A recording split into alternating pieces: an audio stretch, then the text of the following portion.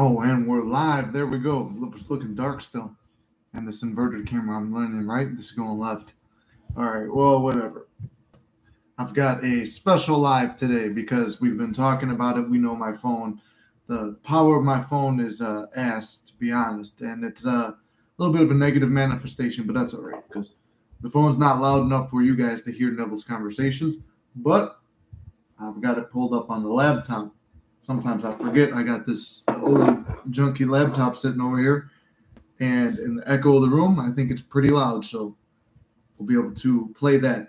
And it's funny because being led to do this lecture with Neville in a way um, was something that popped up where it was like, if here's why I talk about there's no bad days or any minor inconvenience or anything you look at as a bad way is something good, right? So I was trying to, I forgot what I was looking up. Oh, we're trying to find the hours of some place closing. And I was doing the old man. What time does the store close? What time does the store? What time's the store close? So I'm sitting there doing that old man thing on the phone. It goes playing Hours by somebody. I don't know. I never heard this song Hours, and it sucked ass. And then every time I got in the car turned down automatically. It annoyed me so much. I'm like, let me put on something I like and something that's beneficial. I put on Neville. For whatever reason on the phone, it didn't have his entire playlist of lectures. It only had one lecture that came up, and it's called The Secret of God. And it is played every day. It's 45 minutes on my ride to work, on my way back from work. The nonprofits are calling. Uh, so this lecture is played every day. So I've heard this lecture probably 10 times in the past week. And it's cycled and it goes on when I go to the gym. And I was like, you know what? This is good because there's an SP story in it. And there's a couple other good things and some points on things we've been touching on. So I think it is good to discuss this. I just wrote a letter right here that's going to be something for a personal manifestation that I got to burn in a little bit. So I'm going to fold that up, put that over there, and just write the name.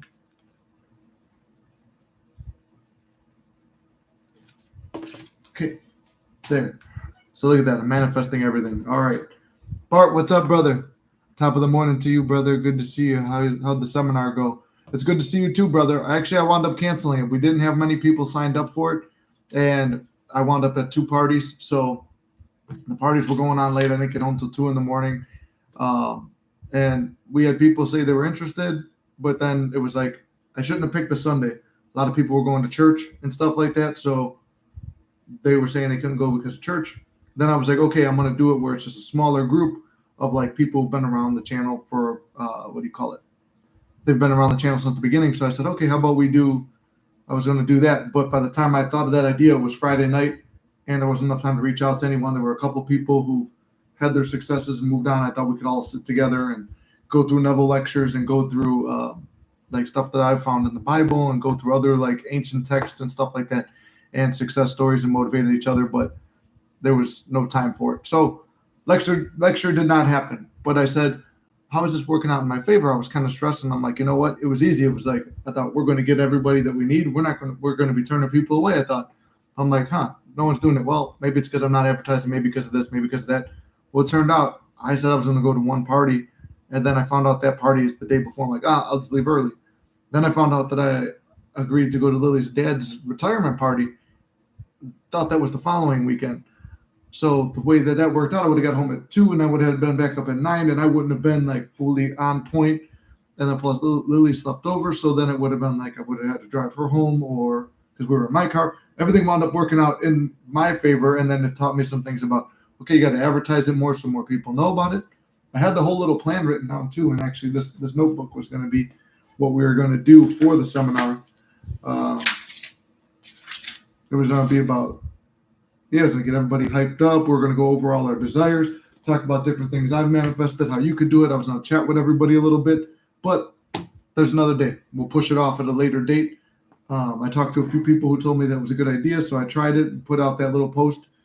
25 people were interested. I thought that was a bit many for me to take on a one-on-one thing because that lecture was going to go probably from 10 a.m. my time to I was probably thinking like 4 or 5 in the afternoon because you guys know I like to talk. So it would have been a long-ass lecture. So it would have been a long day for me on a Sunday anyway.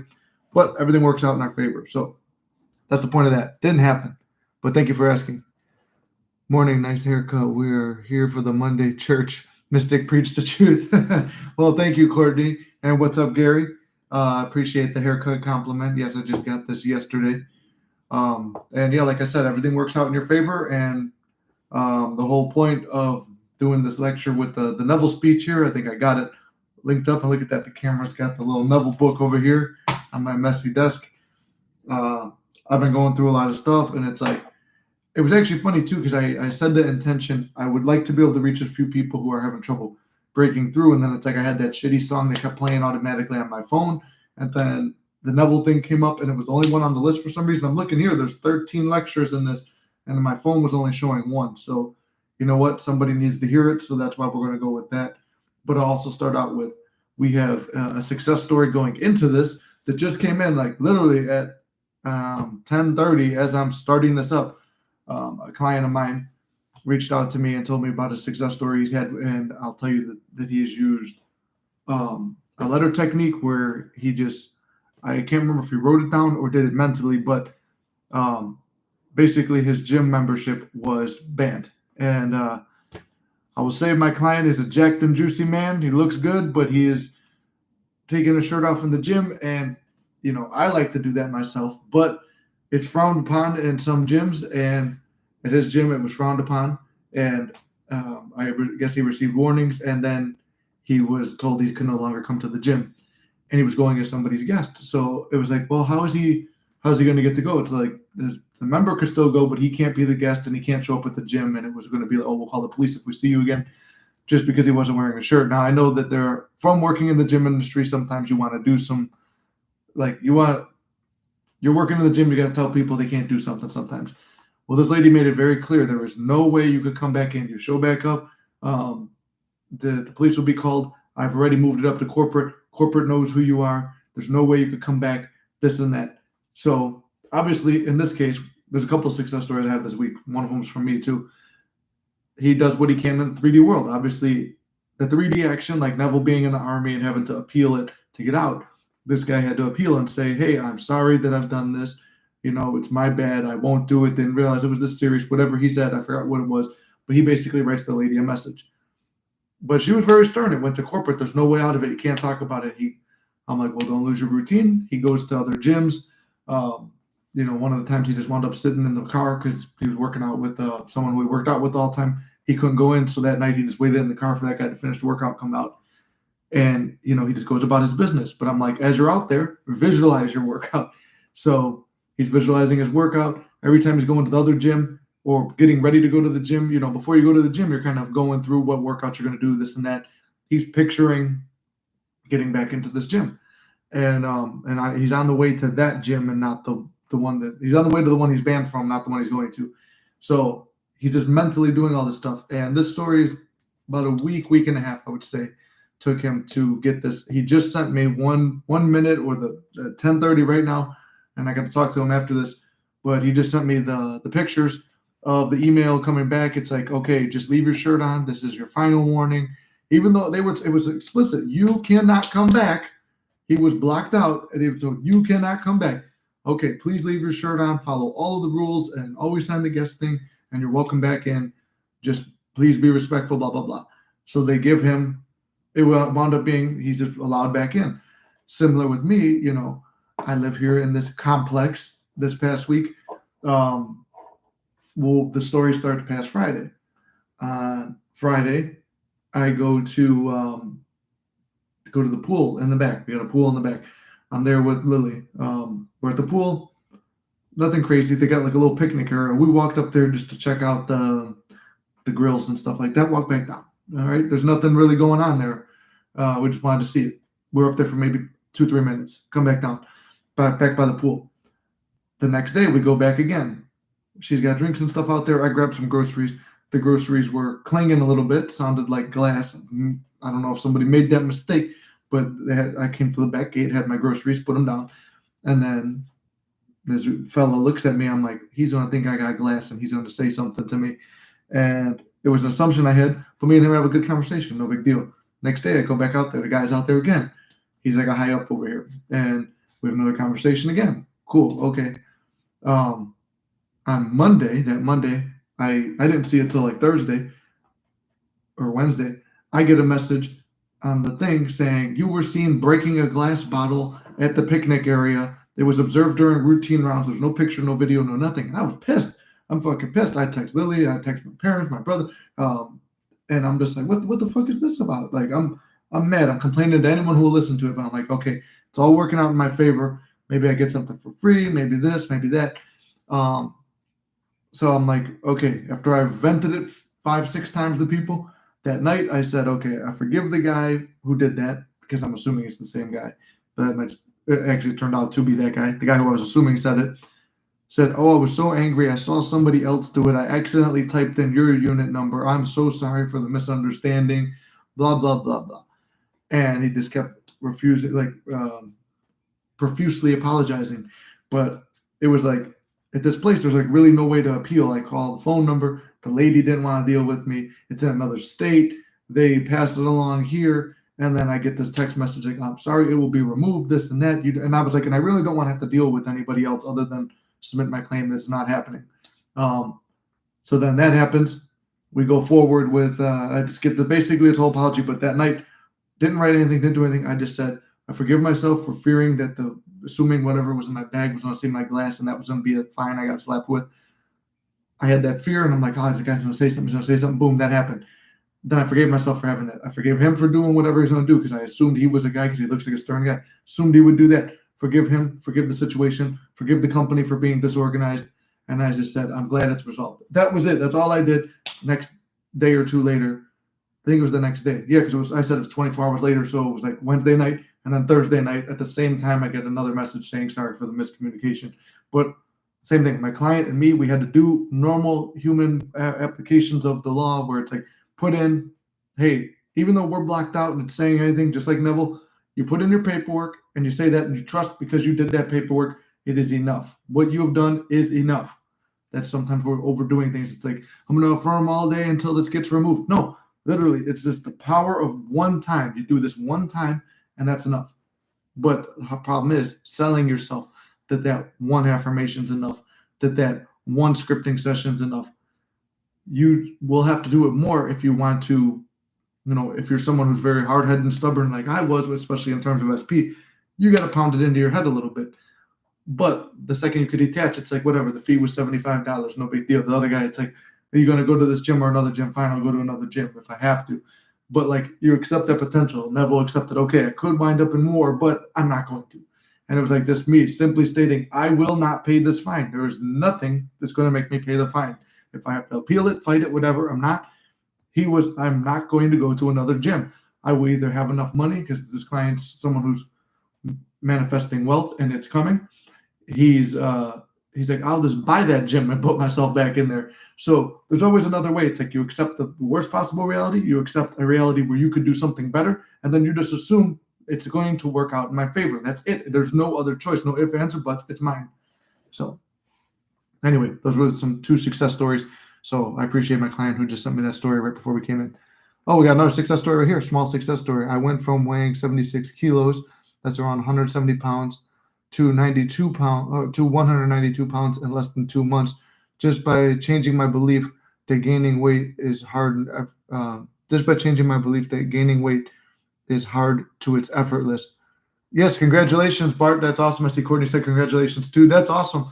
And it's kind of like, the same thing. I told you guys I signed up for this bodybuilding competition. There are moments I'm doubting myself because, you're supposed to prep months out for this. But I'm like visualizing myself telling a story with you guys. The one judge is Tom Platz, who, if you know bodybuilding, he's Mr. Legs. It's like the way he talks, he's very spiritual, philosophical, into like the law and stuff like that. And he always talks about at 40 reps, 50 reps, that's when God's lifting the weight for me. And he goes, and there's just something that transforms you. And he sees the parallels between spirituality and weightlifting and stuff. So I'm picturing myself shaking his hand, doing a live stream with him when I do this. I'm picturing all these other things that I want, but it's like saying that it's easy to cut the weight. I'm going to do it. Just like you said, changing your assumptions. It's hard to gain weight to it's effortless to gain weight. I always say it's like, I'm going to look this way at this weight. And then I was like, I want to be 190 because at 190 I have abs, but I like to be over 200 pounds. I feel better over 200 pounds because I feel bigger. But it's like, it's literally just a number on the scale. It's like, what's the look? So I want to have the certain look. So I'm picturing the look, not the weight. And I'm saying that I'm going to be over 200 pounds. I'm getting the look that I would get at 190, but at 205 right now, or 207, I think, as of last night. But it's just, you just all literally, bro, it's changing your mindset just like you did. So I love that success story. I realized earlier this week, since I haven't checked the 3D after not stepping on the scale for 2 months, I used to struggle a lot while stepping on the scale daily and really trying. Yeah, exactly. Because that's the, like, for weightlifting, here's another weightlifting and manifesting comparison is, you're stepping on the scale. That's checking the 3D every day. That's checking SP's social media. That's seeing, did I get rich yet? Did this take off? So, that's a perfect analogy for how the law works. Trying to make sure we don't lose Neville over here. I made it. Good to see you. Good to see you too, John. Not checking is key. Yes, it is. I just had a funny gym manifestation yesterday. I always picture my SP being at the gym with me and dropping me off and telling me he's going to pick me up later. Yesterday, I had to go down. I had to go in to get my new weightlifting plan from my trainer. And okay, we're gonna wait. We'll wait to see what Courtney's story is. I'll get a sip of coffee. But yeah, we got Neville up here. This one's called "The Secret of God." I think it's a good manifestation story, and well, it's a good lecture. It's 45 minutes, so we're gonna run longer than we usually do because I already threw 16 on. Success story: after 3 years of no contact, 6 months of mixed contact, and lots of ghosting, I now have full communication with SP1. She said that she was sorry and made me feel the way I did. That's awesome, John. So look at that. And what's it called? Let's see. You said 6 months of mixed contact. She treated me like a friend, but however, she will never ignore me again. No, see, that's good, John. Now you just like retool it. It's like, okay, your manifestation hit, but maybe you were aiming at a different target. You wanted communication. Now you got full communication.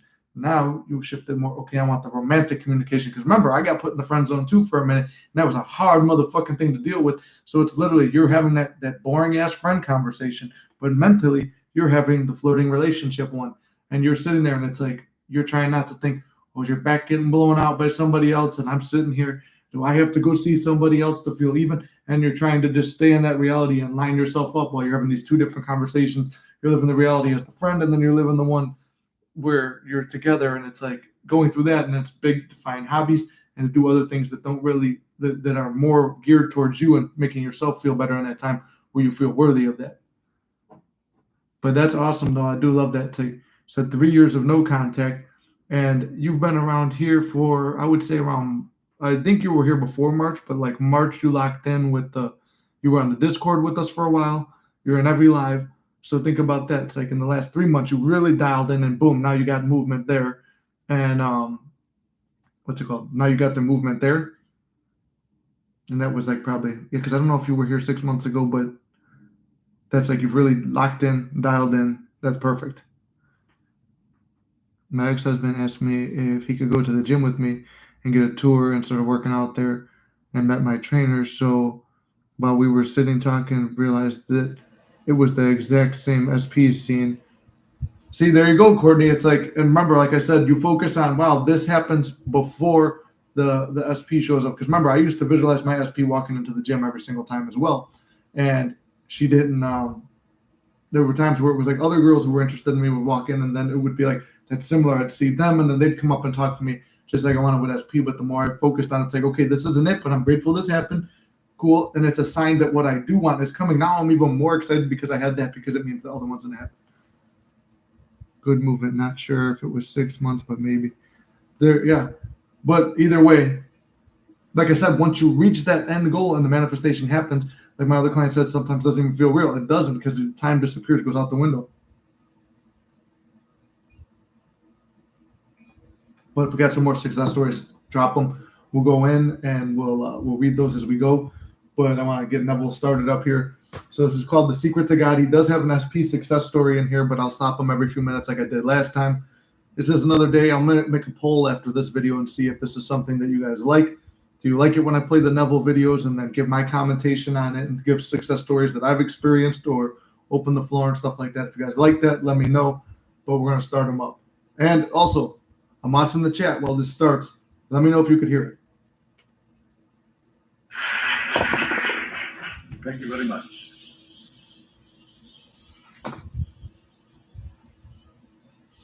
You're not talking yet.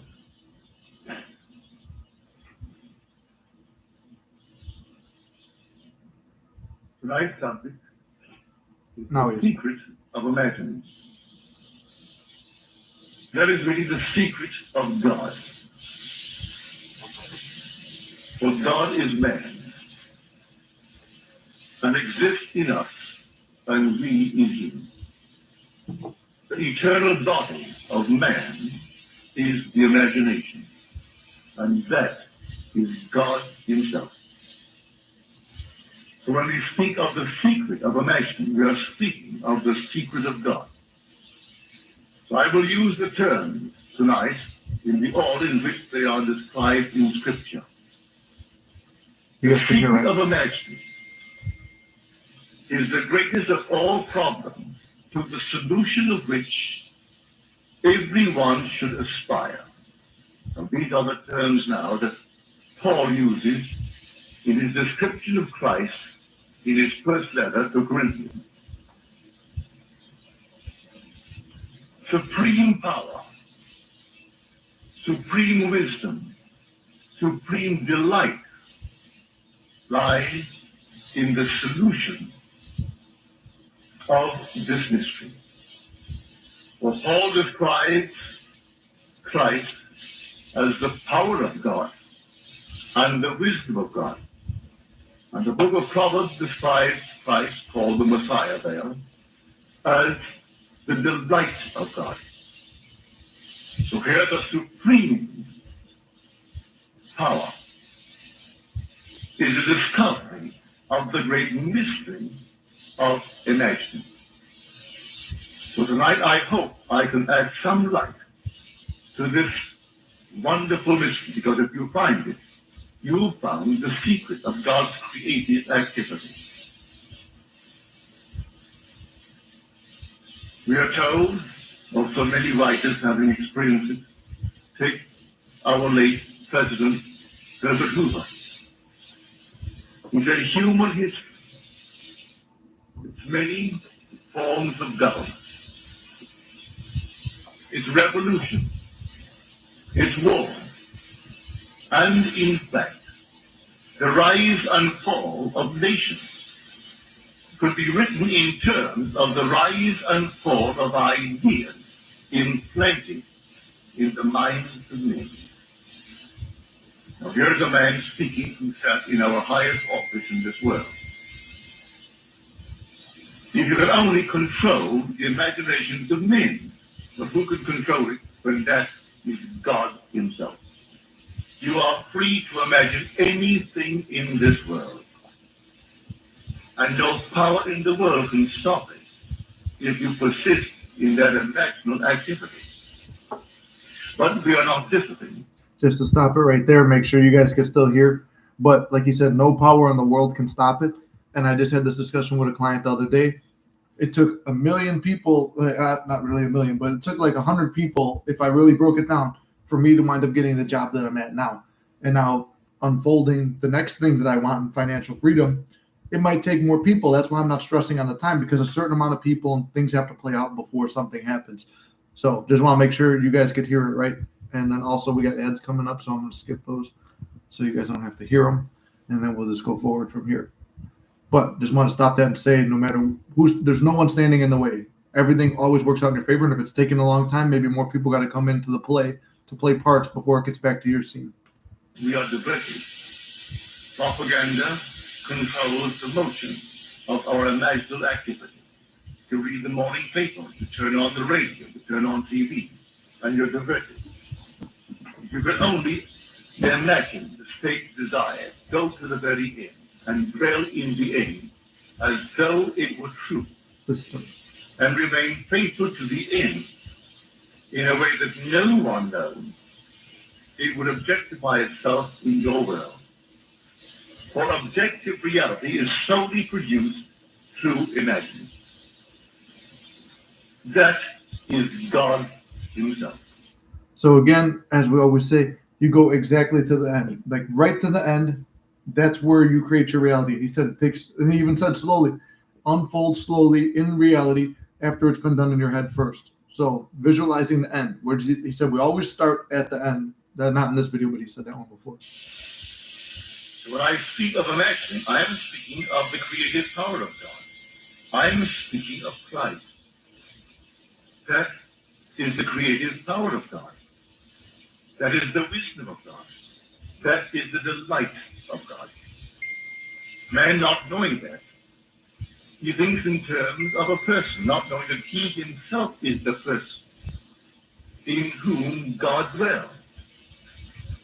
And he has to discover God within himself. When he discovers God within himself, he's still a person. But he discovers God as his own wonderful human imagination. That is God. And he discovers, if he observes what he's doing, that all of his imaginal activities do eventually become objective facts. But man's memory is so faulty, he can't quite relate his own imaginal activities to the harvest that he sees in his world that he's compelled to reap.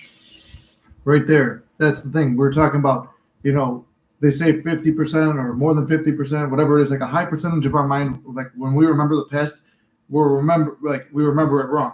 But even he said right there, most of the time man can't remember about what they were thinking to bring forth the harvest that they're experiencing. So when you're experiencing something bad, it's like not the fact that you imagined this first or you feared it first. Look, even the story I told you about getting like wrongly accused and fined over something that was the exact same charge or very similar charge to the one that they did try to find me with. I was carrying a bag that sounded like I had glass in it, and there was no glass allowed in the pool area. And the guy looked at me, and I assumed he was going to come for me. Then I was accused of breaking a bottle in the pool area, which I was not. In that specific area they mentioned was not there. But I could go back and I could trace it. Where did this bad thing come from that played out in my world? Where did this thing that aggravated me come from in my mind first before it played out in the world? In the same coin, where did the good things come from? What was I thinking before this good, amazing thing happened? So this is the mental diet. This is keeping focus and track of all your thoughts. Here is a very so-called wise man, wise in the use of the English tongue. His books are almost in all the universities of the world. I know they're in almost all the English libraries of the world. He's gone from this world now. I knew him quite well. He was a sheer delight as a dinner companion. He changed his opinion in later years, yes. But back in the 30s when he wrote Aims and Means, this is what he said, and this is all the substance. He said, I had motives for not wanting the world to have a meaning. Consequently, I assumed that it had none. I was able, without any difficulty, to find satisfying reasons for this assumption. He assumed it had none. One night I came out of the Neville Theater, having given my lecture there. And I looked into the hills of Hollywood. And here, the whole hill is aflame. Houses, how many? I think there were 40 burned that night. One of the 40 was Alderson's home. In it, he had these priceless manuscripts. He had manuscripts not published by D.H. Lawrence that were given to him by Lawrence. He had his own manuscripts and a priceless library. Such lovely pieces of art that members of his family had done. He had so many intellectual giants in his family tree, both on the male side and the female side. And he felt there to so many lovely things, pieces of sculpture, painting, and these wonderful manuscripts. Everything went right down to ash. Not one thing was saved, but the suit on his back. So he had motives for not wanting the world to have a meaning. And he consequently assumed that it had none. And then he had no difficulty in finding satisfying reasons for this assumption. That was plenty, and then seemingly forgotten, but it was recorded in his book, written in the 30s, called Aims and Means. He went about his business, changing his opinions from time to time, but that had to come to fruition. So be not deceived, said Paul. For whatever a man sows, that shall he also reap. What you sow with your imaginal activity. Whatever man is imagining, that is what he is sowing. And when the time is ripe for its fulfillment, it comes to pass. And all that he held so dear in the latter days of his life turned into ash. It had no meaning. The world had no meaning. To him, they were priceless then, and he intended to give them to one of our universities here on the West Coast. So before we even go any further there, it's like I'm trying to take a little bit and break it off before. But like you said, this guy, this author was like somebody who was like, what do you call him? Like a nihilist or whatever. He doesn't believe in anything, doesn't believe the world has a meaning. It's just happening. Well, that's like you said, it's got to play out. And even though the guy's philosophies on life changed over the years, sounding like maybe he agreed more with Neville at one point, maybe, I don't know.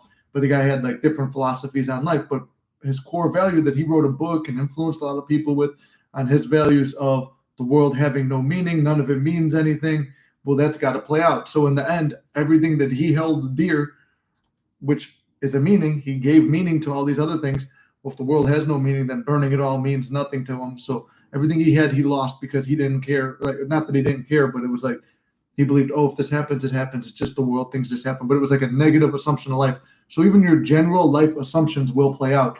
That's why I'm saying every little thing is a success. Everything is working out in your favor. When you come at life with everything is working out in my favor, that or you can't fuck this up, my two favorite affirmations, when you throw those out there at the world, you can't. But if you're like, the world means nothing, the world means nothing, okay, the world's going to give you more reasons why it doesn't mean anything.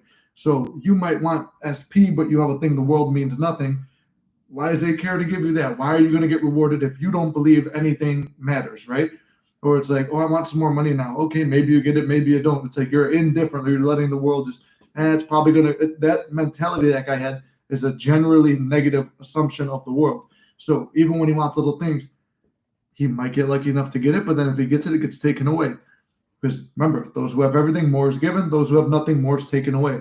So that's why I'm saying come at life with a general assumption so it's easier to manifest the little things, because everything is a little thing or everything's a big thing. It's whatever you want to look at it. I mean, even my client where it was like getting banned from his gym, right? You know, that could be something that's a huge thing if it feels impossible. And like I told him, be careful not to put too much work into it. You know, you've submitted the application to it, it's going to come back. So, you know, he did what he had to do and then boom, success. This guy reaped what he sowed. Neville said, whatever you're imagining will play out, good, bad, or ugly. It will play out in the time that it needs to play out. So if you're predominantly having negative thoughts, they will play out. Trust me, I've had them play out before. So the negative and the positive will play out. If you catch yourself in the negative, switch back to the positive. Let's see. Oh, I'm using the wrong fucking thing to start it again. Either USC or UCLA. Well, that's what he told me. And then the whole thing collapsed. We all turned to ash. Our whole vast world is what we are imagining pushed out. And there's nothing but God. And God is your own wonderful human imagination. We are told in the book of John, he was in the world, and the world was made through him, yet the world knew him not. He came to his own home, and his own people received him not. But to all who received him, and who believed in his name, he gave power to become sons of God, who were born not of blood, nor of the will of the flesh, nor of the will of man, but of God. Not a physical birth, not from the passion of blood and flesh, but of God. God is your own wonderful human imagination. That's where the birth takes place. From above, out of your own skull, out of your own wonderful human imagination. Now, Jeremiah, which name means Jehovah, will rise. In this passage, taken from the 18th chapter of Jeremiah, you will see that the Lord God Jehovah is your own wonderful human imagination. And the Lord said to me, and this is just Jeremiah speaking, in vision, and the Lord said unto me, arise, go down to the potter's house, and there I will let you hear my word. So I went down to the potter's house, and there he was, working at his wheel. And the vessel made of clay was spoiled in his hand. So he reworked it into another vessel, This is as good. it seemed good to the potter to do. Now the word translated potter in the concordance, the biblical concordance, is imagination. To form into a mold, to make a resolution, to determine. Now, in the book of Isaiah, the 64th chapter, O Lord, thou art our potter. We are the work of thy hand. The Lord is the potter. So I go down to the potter, and the potter means imagination. Where do I go to see the potter and what he's doing? Do I not go into my imagination to see what I am doing, my resolutions, my determinations, what I have decided to make of myself? Being the Lord and all things are possible to the Lord, do I have to take account of what is around me? Where I was born, my background, my social, intellectual, financial, or any other background? No, not if all things are possible to God. And God is my imagination. So I will ask myself, what am I imagining concerning myself and concerning the things round about me? If I believe for one moment you are responsible for my well-being, I transfer the power that belongs to God, which is myself, to you.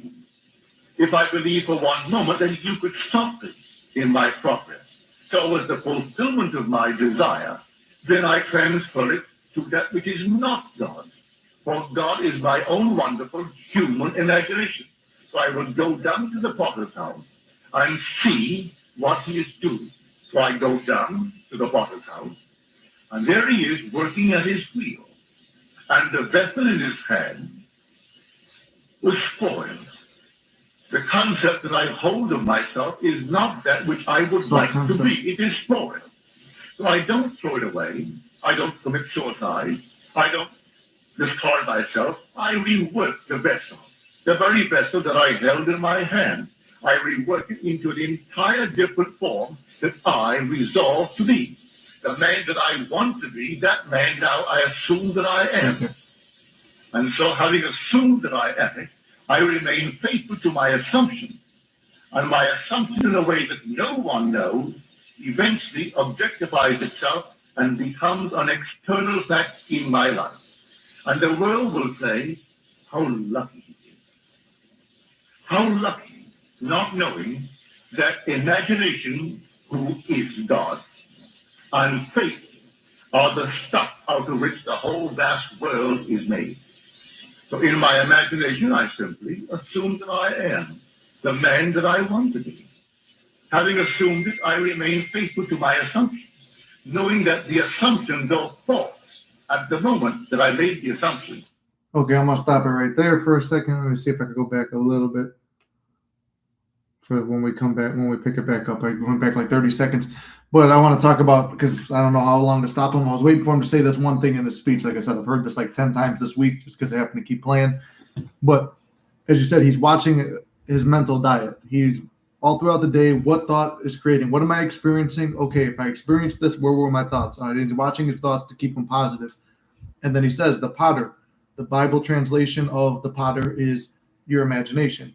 And if your imagination is linked with God, then okay, God is living within the mind of man, which is your imagination. So he's able to whenever you go in and you imagine, you're mediating the power of God, which is what Neville said in another speech. So you're imagining, which is that you're imagining is you're praying and your prayers for the thing you want, for whatever you desire. So you're going to the end. Like he said, again, go back to the end scene. He's living the life that he wants to be. And the potter and what you're working on and the mold of whatever they're building, if they're making a vase or whatever, that vase is your self-concept. Like he said, he goes and reworks his self-concept in whatever he's like, whatever situation he's in, his self-concept of himself in that situation, that whole situation, including his self-concept of himself in that situation, is the pot that he's pottering. So he's changing his assumption of himself and the situation as he goes into it. So this is like what I talk about, like, the SP stuff. Your self-concept is not just like selling yourself that you are an attractive, good enough person to get the SP or to get women or to get men or whatever. It's not just selling yourself like to yourself that you are a great enough person, because guess what? You're also you'll probably get other offers from other men and women who are interested in you, because you've raised to the consciousness that, yes, I am a good looking person who is desired. But the situation or circumstance you're in with an SP, you have a self-concept with that SP. If your self-concept with them is that they're so against you that no matter what you do, no matter how you look, whatever, like there's such a block there, you have to remove that you're good enough for everyone, including them, and that especially they want to be with you, and especially they miss you. So it's changing your self-concept of that. And I was waiting for the part where he goes, if it's don't throw anything away, because he's going to say it in a second. Don't throw anything away. If the world is a potter, like the potter doesn't throw the clay away. If he makes a bad vase, he doesn't throw it in the garbage. He reworks it and rebuilds it. So just because your self-concept is bad or your situation is bad doesn't mean that you just throw it away. Let me see. I'll take these two quick questions. Courtney said that is it simply to re-engineer your thoughts? Also, what are your tips in the parent app? I've been tracing. Yeah, so basically, you already know, Courtney. It's like you're re-engineering your thoughts. Like he said, you're flipping them. Your thoughts are the clay that the potter is working with, and you are the potter. Your imagination is the potter, and you are reworking what's going on. Like you are reworking the situation. The situation is the clay. You don't like it, you're remolding it in your mind. It's like, I don't know, you spun the clay too fast and now it's lopsided over here, which was your negative thoughts creating that. So now you switch it and you even it out the other way. That's just, that's the metaphor. But it's, hey, this thing happened. I don't like the way it happened. I would prefer it happen like this. Okay, then it did. How do I feel now that it happened the other way? That's catching your thoughts and flipping them. My tips on the Parrot app are, I like it. I will use it from time to time. I used it for about 3 or 4 days this last time, and a couple of things popped up or opportunities popped up. I didn't stay committed to it because I don't like affirmations. They sound like, I don't know, it's not really a big thing for me. I've done them. I've had success with them. Robotic affirming, the Parrot app, regular affirmations. But I like to use my affirmations as blanket terms. But this is just like he said, like the guy who had no meaning for the world, he received the world with no meaning. Me, who can't fuck things up, and everything's working out in my favor. Even bad things find a way to work out in my favor. I'm looking at a situation of, this is interesting. How is it going to work out in my favor? Not how am I going to get out of this? How is this? Because how am I going to get out of this is associated with I'm in something bad and I need to get out, and panic mode. That's what it's subliminally putting in. So you want to go to, how is this working out in my favor? Now I'm curious. Now I'm interested. Now I'm excited. See the different emotions that come with that. So Parrot app, I would listen to it if I felt I needed it. Like if I didn't feel like listening to a podcast or a lecture or music or anything, I would throw that on because I like to put a little bit of music in the back, and I put in music that embodies the state that will put it like that. So like there's a song from Oppenheimer that seemed very romantic. I used that one with SP. There's one now I'm working on for money stuff. I put the James Bond thing because you feel classy, suits, money. It feels like wealth. Bart said, I affirm that I'm in a loving, committed relationship with SP. Sometimes I get a tickle to reach out.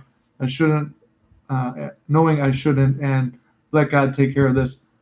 How have you coped with this in the past with SP? So, Bart, like I've said in other videos, my SP stuff is 2 times we ran into each other, 2 times she's reached out first, 2 times I've reached out first. So,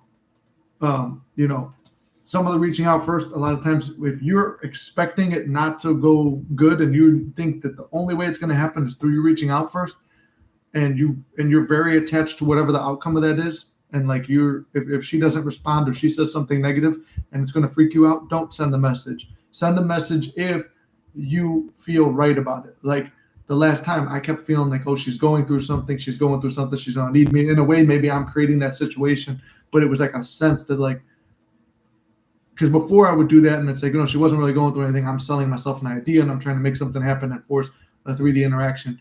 But it's like when you can't lose the feeling, and it's very fine. It's a very fine line when you can't lose this feeling, because it's either insecure obsession that you have to reach out, or it's intuition saying that you should reach out. It's a very, very fine line to walk, but it's getting in touch and knowing yourself and being in a meditative state where things are going to work out, right? So you're just relaxed. And when you're relaxed and you know that there's no attachment to it because you're already living in the end, you'll know if you should reach out or when you shouldn't reach out. So if you're feeling very calm, like the last time, I'm like, I'm not going to send her a message. The next day, it was like a burning feeling. And I'm like, and I'm cool with it if I don't send her a message. I know my life is just as good as if she's in it or if she's not. I have a lot going for me. And that's what you have to know, that you have a lot going for you. And what is your assumption? Like I said, like we just talked about with Neville stuff. The situation is the potter's clay, not just her, not just you, but it's also the situation and your self-concept. So what is your self-concept in relation to her? Would she respond? What would that be like? And give yourself an inner conversation of it first. And if it feels natural, or it's like, hey, you'll know when you should reach out, if it's going to be you reaching out first. But in the same time, you're expecting the communication. If you really, really need it, you have to give it to yourself. Like I used to, I would have the inner conversations because I wanted to speak with her, but I literally couldn't at times. So no, we're going to pick this up. No worries. I actually reached out first 6 months ago, kept sending her messages a lot through the months, so it didn't mess things up for me doing. Yeah, exactly. There were times where it's like, on breakups and stuff, you're trying to send a million messages, because then it's like, but then you're forgetting there's the law. Everything operates through my mind. But when you're sending all those messages, what are you expecting? You're expecting no response. You're expecting that, okay, I'm going to have to send this one after, and I'm going to have to send this one after, and then this one after that. Because when you're thinking of the next thing to send, when you're thinking how you're going to have to convince them to be with you, when you're thinking of all that stuff, that is insinuating they don't want to be with you. You're now going around there. And I've been there and I've done it. So even knowing the law and stuff like that, it's like sometimes you feel that it's like the 3D stuff feels natural. But like you said, you can't fuck it up. It still works out in your favor. And you don't throw things away in the world. You rework how you see them and see yourself.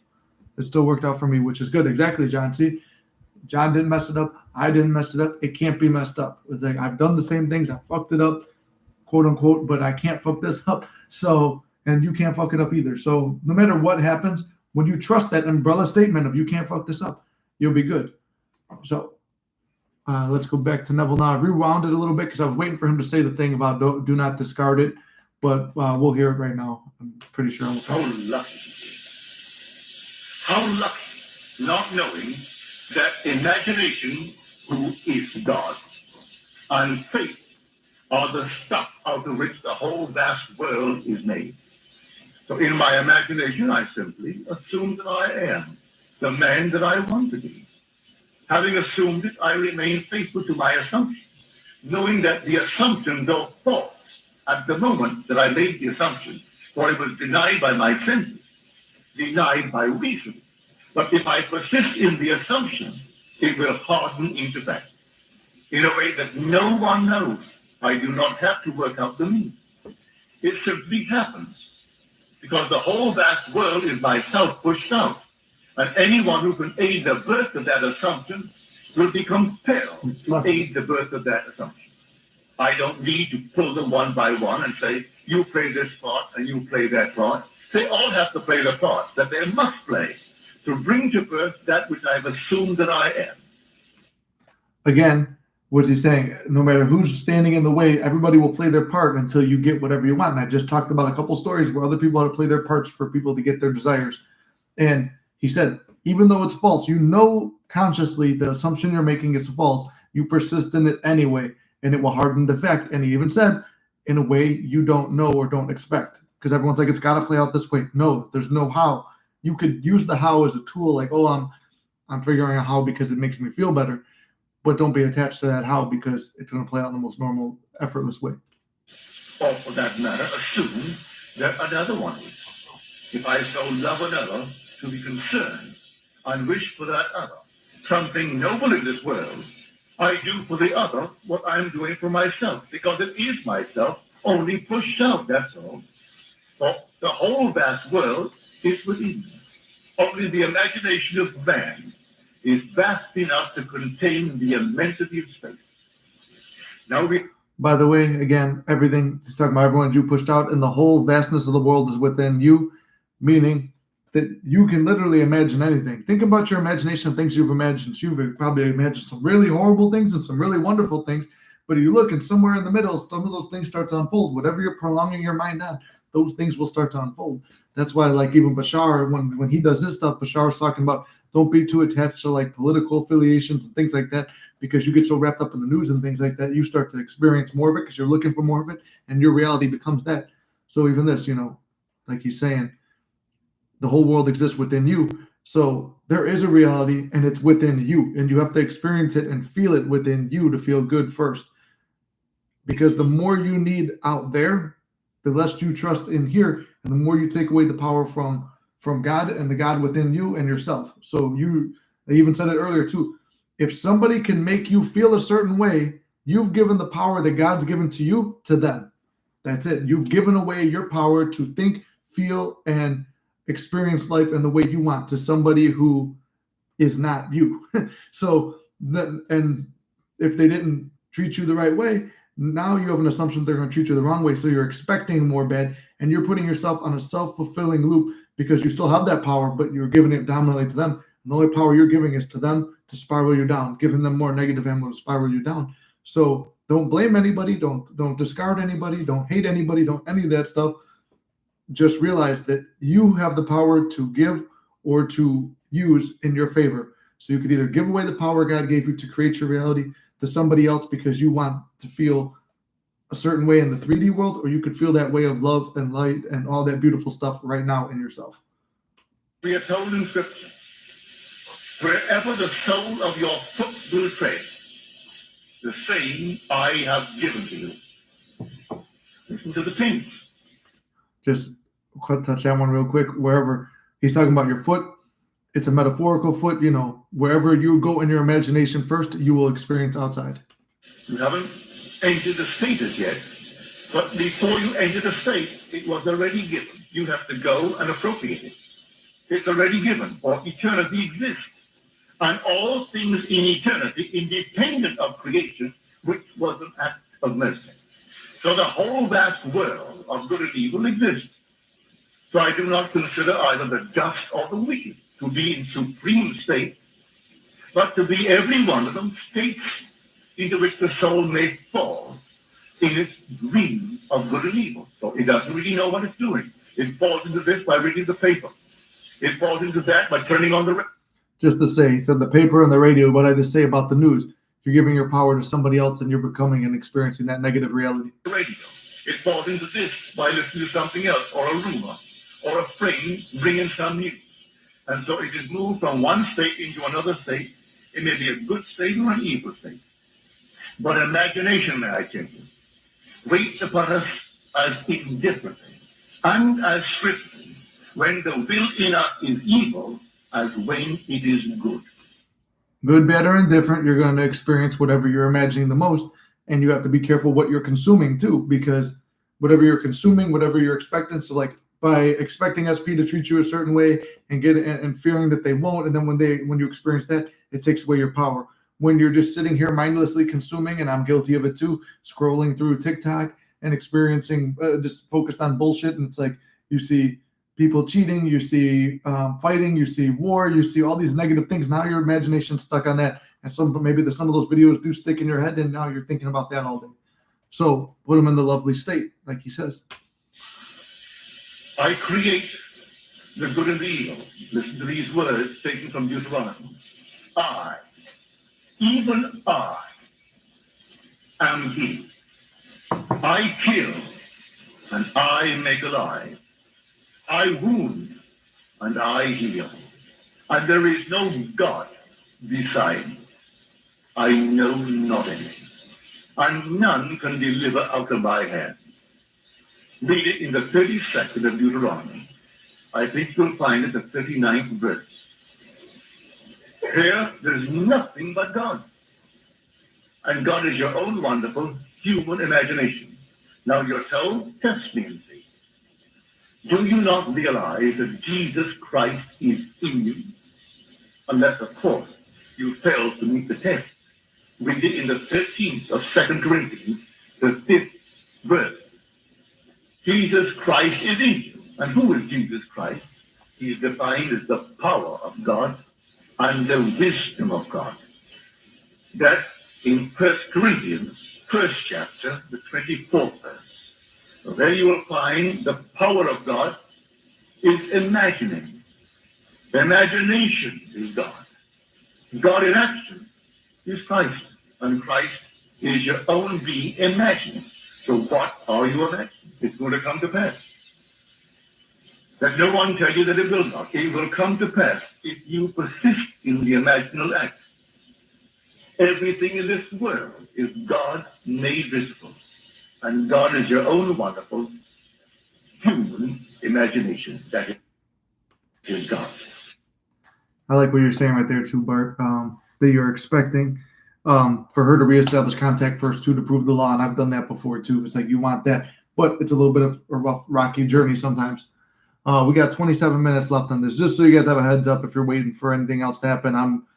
If you got questions, drop your questions. I'm answering them in between. I'm just coasting off what he's saying and then like explaining it because I noticed a lot of people don't listen to Neville every day, myself included for a long time. I was listening but not understanding everything he's saying. But when you break it down, it's like compare what he's saying to personal experience. He was comparing what he read in the Bible to personal experience. And you're just seeing it's all the same thing. The Bible's saying it, Neville's saying it, I'm saying it, Neville lived it, I lived it. The people who follow what he's saying, they've all lived it. You're going to live it too. You're already experiencing it. It's just watching where your thoughts are going because you're always experiencing it. It's like, I'm going to manifest this now. What have you been manifesting already? Because you're always doing it. Manifesting is just the word that describes thinking and praying, which you're doing constantly. So God is man and exists in us, and we in him. The eternal body of man is the imagination, and that is God himself. So in you dwells the creative power of God, which is imagined. And you can't stop it whether you wake in this world or sleep tonight. You are imagining. The whole thing is simply all taking place within you.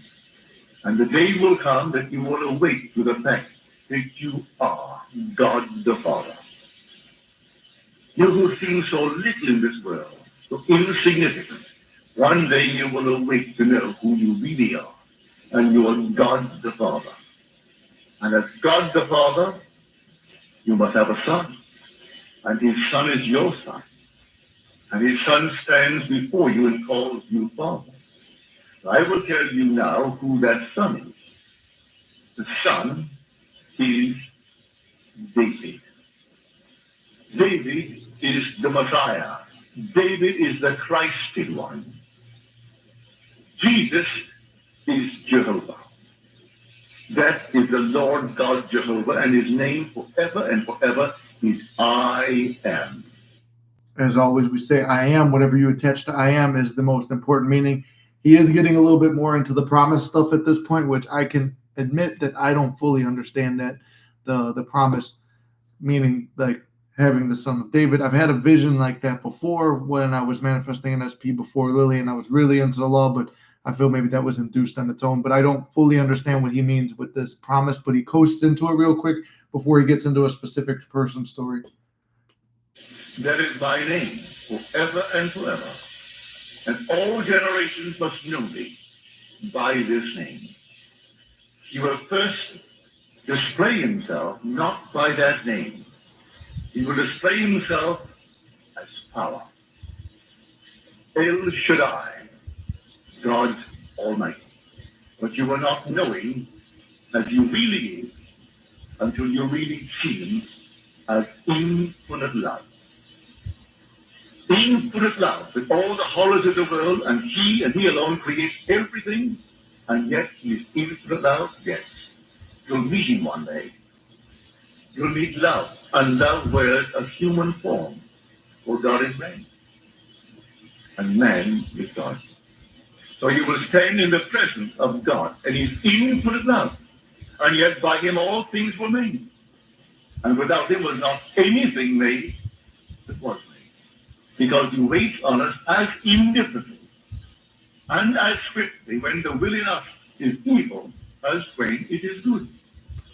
Again, good, bad, or indifferent, you're going to get it. So if you have an evil will, like he says, use the law for something good, not something bad, because there's a lot of people, very powerful people, who have used the law and they know how to use it, and they imagine bad things.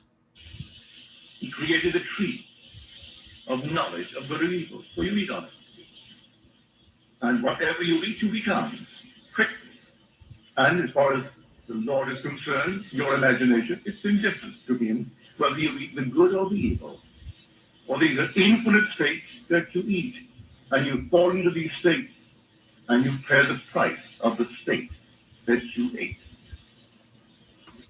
Again, as I know it's a lot of repeating. I'm repeating what he's saying, but it's trying to pound this information into your head that you are going to have to eat whatever apple that you eat, right? It's like whatever state you're going to fall into, it's because you've been reaping that. You've been sowing that, so you're reaping it, whatever state you're dominantly in.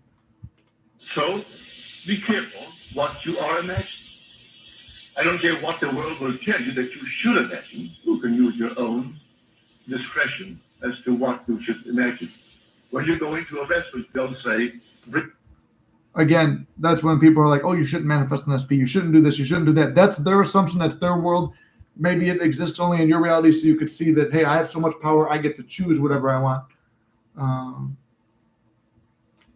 Okay, hopefully that doesn't turn off now. bring me some food. He said, bring me a menu. And you select from the menu what you want. You don't go into a store and say, bring me a suit, bring me a dress. You select from some wonderful display what you want.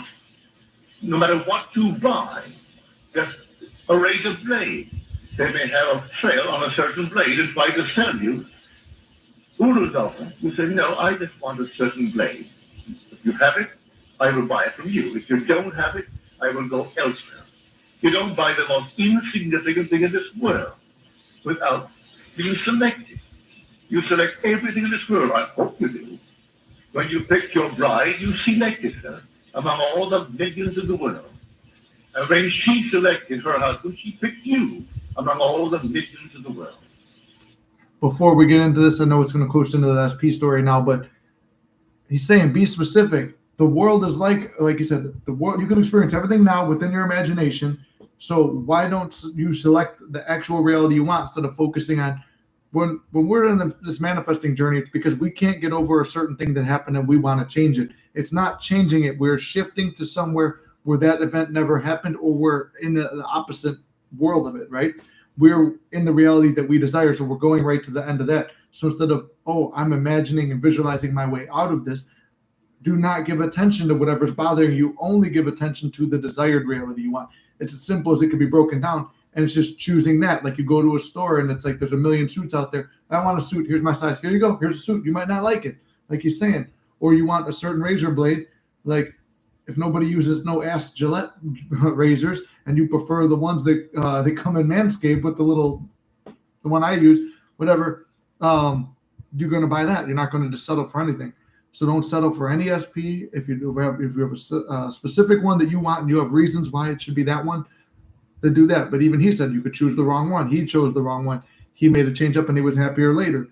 There's no right or wrong. Everyone's going to tell you their opinions on stuff. At the end of the day, it's you choosing what works for you and what's right for you. So you picked what you wanted. I hope you did. I know that's what I did the second time. I made a horrible mistake the first time. So did she in picking me. But the second time, I picked it just as I wanted it. And it was perfect and it's worked out beautifully. So I say to everyone, be selective in everything you do in this world. And imagine this. What would you want of life? Don't say, what is it possible for me to have? All things are possible to God. He puts no restraint. There is no limitation on the power of imagining. Whoever believes that what he says will come to pass, it shall be done for him. That's what we are told. Therefore, when you pray, believe that you have received it, and you will. When you pray, believe you have received it and you will, right? What he says, that's a line from the Bible. We're praying for what we want already. So we're visualizing what we want. We're moving to the end. Everything, the whole core of this message can be go to the end of what you want and forget about what you don't have. So the hard part is you keep looking back in the rear view or to the thing that you don't want. There is no limitation on that power. And that power is only your own wonderful human imagination. So don't burn your house down years from now because you want the world to have no meaning. Stop that nonsense, because when he wanted it more than anything in the world, for I knew his first wife, and I also knew the second wife. And the second wife got him the way those who have been coming to my meetings got many of their mates. She came to my meetings and she set her heart on all of it. As she told me herself and told him in my presence. This is exactly how I met you. Because I went to bed knowing after your wife died, and you were now a widower, that I am going to be your wife. So she became his wife, and he simply gave up all the dark places where he lived because he was practically blind. And his first wife, to protect his eyes, had all the curtains drawn. Everything was dark. He lived on King's Road. When I first went into it, I wondered, where am I? The whole thing is so dark. All the lights were dim, just a tiny light.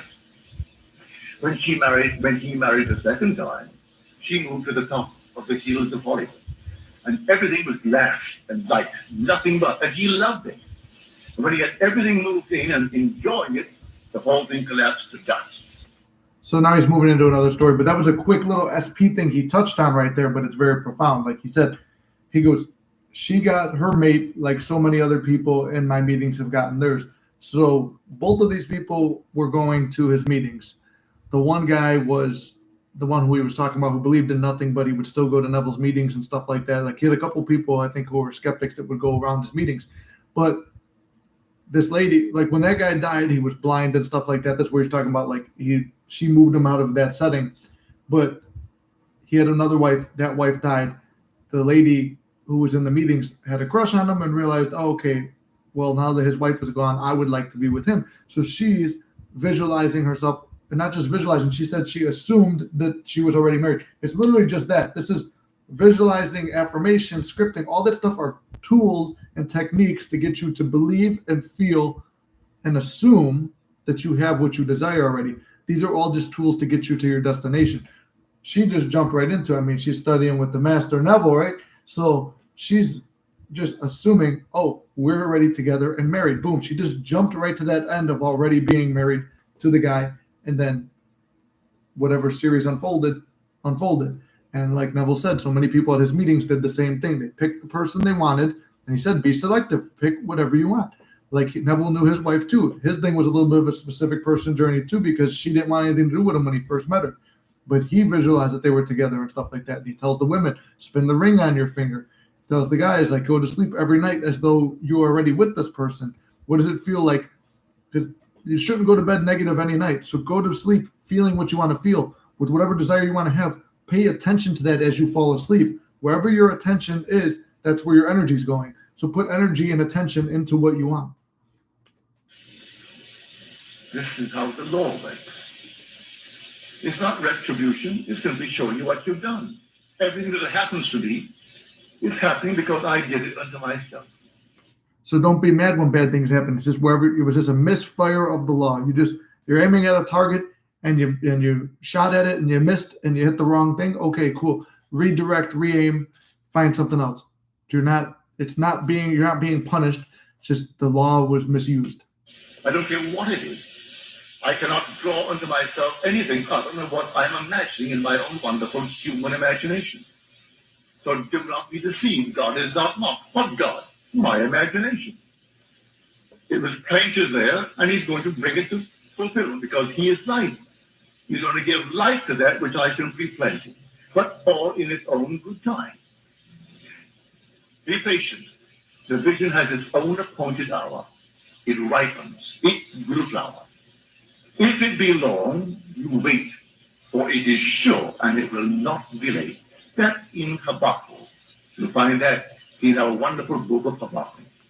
If it be late, then wait, for it's sure to arrive. So this whole thing of constantly checking, is it here? Is it here? Is it here? It's late by your standards, not by God's timing. It's going to arrive when it needs to arrive. But the more you check, it's the more you doubt, and you're not walking in faith. And you're almost, in a way, actually in the way, you are asking for it not to arrive. Here, it will not be late. But every little planted seed has a different interval of time between the planting and its fulfillment. So today you assume a certain state of grandeur, of loveliness, of kindness, whatever you want to be in this world. It has its own appointed hour. And then in time, it will come to fruition. And you will reap it because you planted it. It's all yours. And even if you should go this very moment from this world, you haven't left the world. You left this as a section of time, but not the world.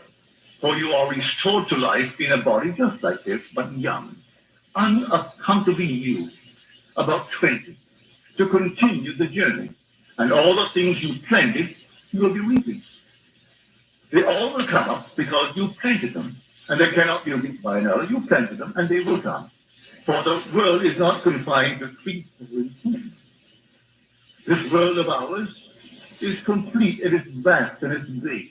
In sections of time, you're in one section, and you find yourself in another. And these events will come into your world. Not a progression, like drop today in 1970 to find yourself in 1970. You could drop in 1970 and find yourself in the year 3000 or the year 1000. Makes no difference whether you jump forward or jump back. All these things will come into your world, and you will find yourself quite at home, leaving here and finding yourself in the year 3000, or leaving here and finding yourself in the year 1000. And the world continues, you continue, until he awakes within you. When he awakes within you, you are God the Father. And you know it only through one means, when his Son calls you Father. For no one knows who the Son is except the Father. And no one knows who the Father is except the Son. So when you hear people telling you, oh, I know who Jesus is, who Christ is, you say, yeah, you do. But who are they? Well, they're one, they would say. Well, then who is Jesus Christ? Do you know who he is? A good Christian will tell you, well, yes, I know that he is the Son of God. Then you can say to the good Christian who knows that Christ is the Son of God, then you must be God. Because only the Father knows the Son. And if you know the Son, then you must know that you are the Father. If you're near enough, he'll stop you. Because of his ignorance, he doesn't know. He couldn't possibly know the Son unless he were the Father and fully conscious of being the Father. So when you know who you are, you will know who the Son is. But it comes spontaneously and automatically at the same moment in time. You do not know you are God the Father until the Son stands before you, and then memory returns. And as memory returns, there is no uncertainty as to this relationship. Here is my Son. I simply had amnesia. I didn't know. Through all these centuries, I have been dreaming, and I didn't know. Now here comes my Son. And God awakes within you, and you are God the Father. While you are here in the world of Jesus, not knowing who you are, a law is given to you. And that law is what I'm talking about tonight. So how would I apply it? I must first have an objective. Number one. To reach my objective, I must know what I'm imagining. At least the end. In the words of Robert Frost, just before he made his exit from this world, this is what he said. Our founding fathers did not believe in the future. They believed it in. The most creative thing in man is to believe a thing in. So you go to the end Remain in the end as though it were true. And if you remain faithful to the end, means will unfold to externalize their end. So they did not believe in the future as we are taught in our schools to believe. Because our founding fathers had an idea and they believed in the future. No, they believed in end. They dwelt in the end and wrote there and dwelt in the end. A complete break with the entire past. They were not lifting anything from other parts of the world. A complete different concept of democracy. The most difficult form of government in the world. But to this day, the vet, nothing comparable to it, but the most difficult. But everything is easy in a dictatorship. Shoot him. Don't believe in it, but shoot him. Appropriate the power and then destroy all opposition, but not the democracy. When you and I can do what I'm doing now. I have the freedom to tell you what I'm telling you. I don't want to arrest you for what I'm saying. In complete contradiction to what is being taught this day in the churches of our world. I am telling you that Christ is the power of God and the wisdom of God. And the man spoken of is you.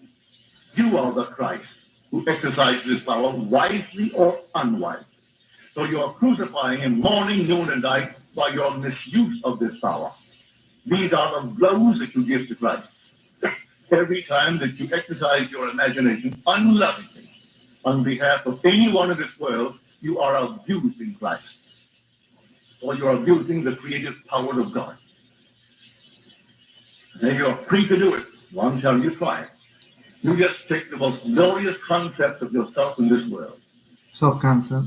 Having assumed that what I want to be as a man, don't ask anyone for permission.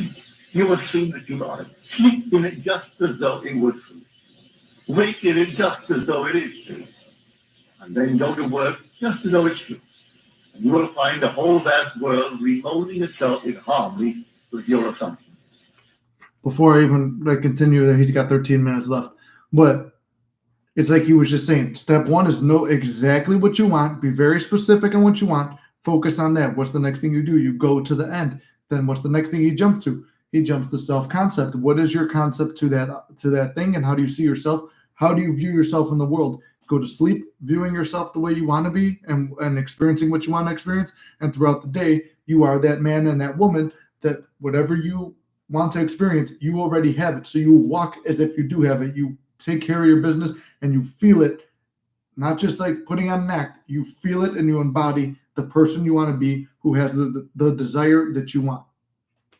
When you reflect upon it, you are amazed at the bridge of incident that came into being across which you moved to fulfill that state. You have no idea how this whole thing came into being, but that wonderful unfolding picture of as you reflect upon it seems so natural. It seems so natural, you will say to yourself, well, it would have happened anyway. That's how natural it happened. But it would not have happened in eternity had you not assumed the end and lived in the end just as though it was true. So the secret of imagining is to conjure in your wonderful mind's eye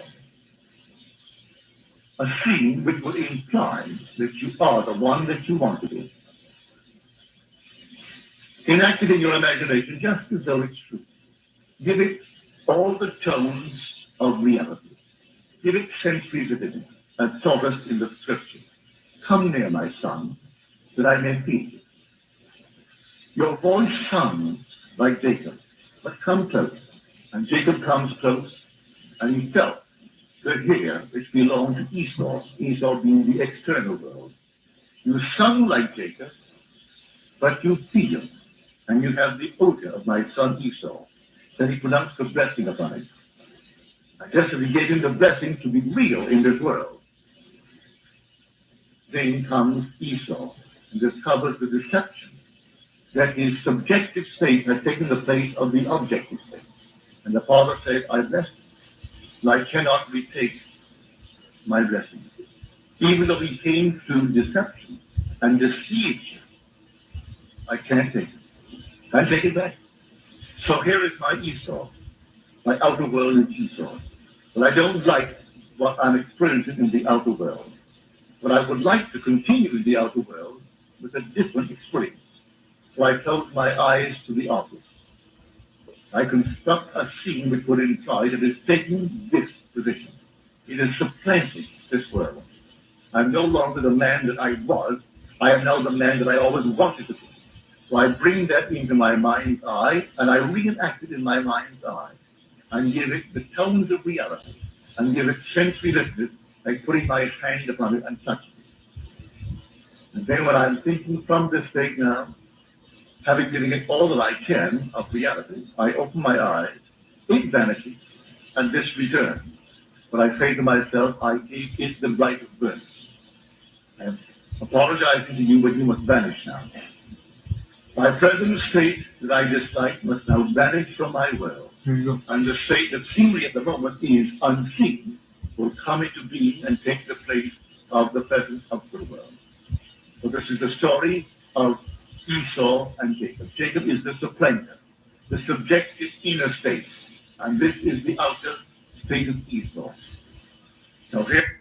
So he's using the story of Esau and Jacob to come up with a metaphor for how we're doing things. Because in the story, their father is blind, so he can't see, and he knows the sons by how he feels them. And he's using this as the metaphor for putting sensory vividness into all of your visualizations. So if I'm seeing an end scene with me and SP, I see what her face looks like to the best I can. And off topic, but it doesn't have to look perfect. But you're visualizing what that person looks like. What are the scenes around? Is it a warm day? How does the warmth and the heat feel on your body? Is there a wind going by? What are the smells in the air? And you're using all that. So in this case, usually when we're visualizing or meditating or something, our eyes are closed, like the father in the story. His eyes are closed, but he's giving a blessing. And the blessing is our attention. So we're putting our attention on the reality we want. The reality is he's feeling the one son and giving him the blessing, which is the attention. It's not the son who's supposed to get the attention, i.e. the other one who's supposed to get the attention is the normal 3D world that's playing out. He's focusing on his imaginal one now. Now in the story, it's about being tricked and stuff like that, but the metaphor of that is we're tricking our mind to believe what we want to believe and to experience that reality and put our attention and focus on that reality, feel it, see it, experience it, and go to sleep with it. The father's bedridden too. He didn't really talk about that, but they have to go see him in the bed in the actual story. So they're going there and getting the blessing. They're getting the attention. He and the father is giving the attention. He's giving it to the one who deserves it.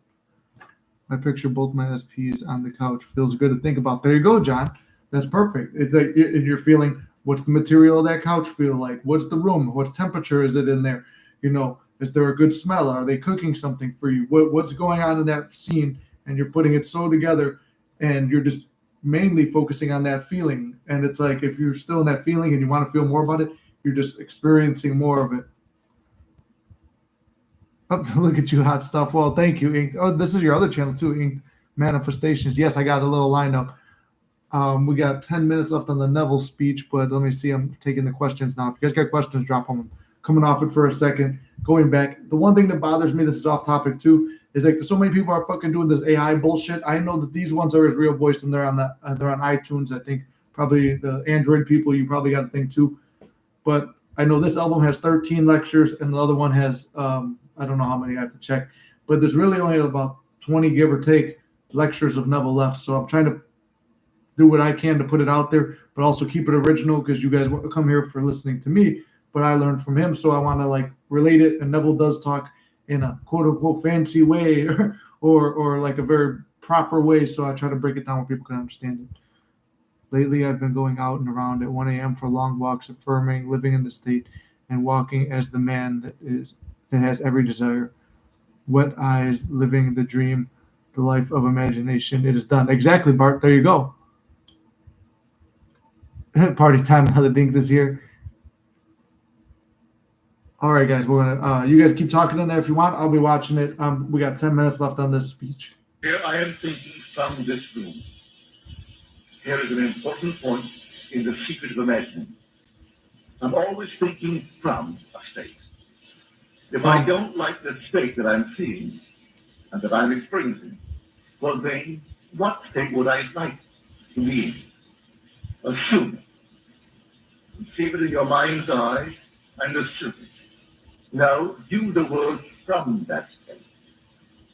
It's all the difference in the world between thinking from a state and thinking of a state.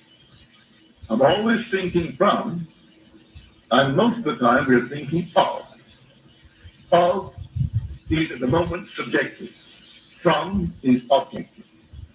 I take the state I'm thinking of and bring it into my consciousness now and think from it. As I think from it, I'm clothing it in reality. I'm giving it the tones of reality. There you go. And when I open my eyes, it vanishes just as your toes in Genesis, that he vanished the minute the other one returned. And so the Father says, he deceived me, but I gave him the right of birth, and I cannot take it back. So I give that state from which I view the world the right of birth, and it has to come to pass. These are the secrets of election, or the secrets of God. And the secret of God is Christ, and Christ is imagined. It's the power of God. It's the wisdom of God. But it takes a man to express the power of God, because God and man are one. And just to touch on that real quick, where he's talking about, he goes, you could think of it, because look, we know exactly what was the first rule, know exactly specifically what you want, and no understanding you can have that. Okay, your end scene. You know your end scene. You're thinking of your end scene because you're pulling it up and you're creating, okay, now I know what it is. I'm thinking of it. I'm going to place myself in it. Sensory vividness is, like I said in Bart's scene, like, what does the room feel like? Where's it at? What location? If I'm sitting on that couch with SP, right? I'm sitting there, we're cuddling. What is she wearing? How does it feel to have her leaned up on me? What building are we in? What location? Think about it right now. I know without even thinking, if I walk outside here, there's a dining room, then there's a hallway, then there's a stairwell that I'm probably going to go down because that's where I usually go to get to the car.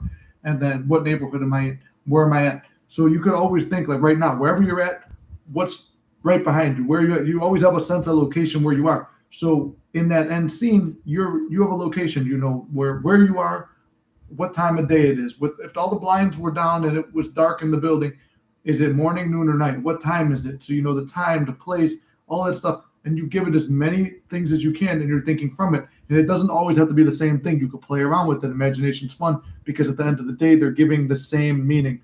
The meaning is the feeling.